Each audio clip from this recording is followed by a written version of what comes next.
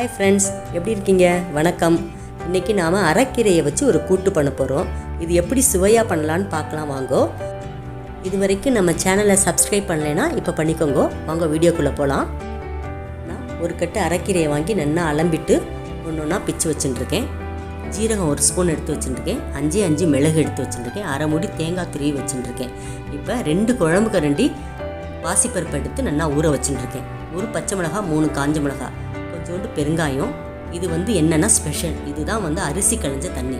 இதுதான் ரொம்ப முக்கியம். இந்த அரைக்கீரைக்கு இது ஊற்றி நம்ம வேக விட போகிறோம். ரொம்ப ஸ்ட்ரென்த்து.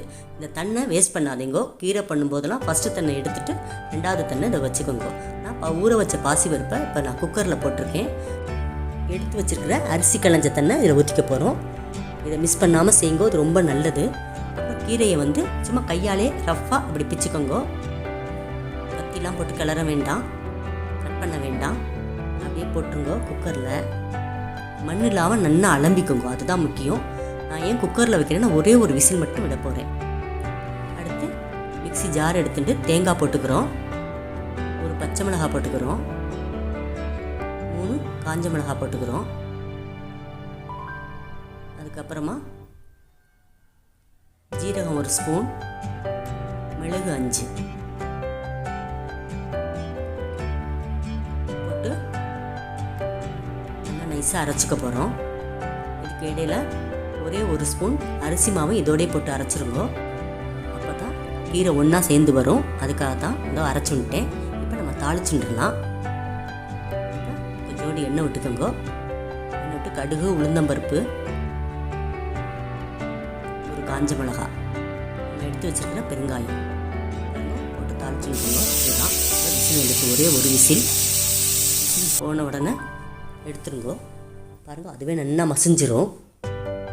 நல்லா அந்த சூட்டோடையே கரண்டியை வச்சு மசிச்சு விட்டுக்கோங்க. அதுவே மசிஞ்சின்றோம். எல்லா சத்தும் அதிலே இருக்கும். இது உடம்பு முடியலன்னா அவள் சோர்ந்து போயிடுவா. அந்த சமயத்தில் இந்த மாதிரி கீரை பண்ணி அடிக்கடி கொடுங்கோ. மாசமாக இருக்கிறவா அடிக்கடி இந்த கீரை எடுத்துக்கலாம். வாரத்தில் 2 ட்ரிப்பாவது கீரை சாப்பிடுங்கோ. ஏதாவது ஒரு கீரை உங்கள் உடம்புல போடுற மாதிரி பார்த்துக்கோங்கோ. இப்போ நான் கூட்டாக பண்ணியிருக்கேன். இந்த கீரையை கூட்டு பண்ணால் தான் நல்லாயிருக்கும். சூப்பு வச்சு குடிக்கலாம். அது ஒரு தடவை வீடியோ போடுறேன் உங்களுக்கு.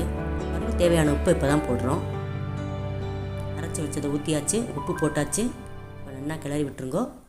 இப்போ நம்ம தாளித்து வச்சுருக்கிறத எடுத்து போட்டுருங்கோ.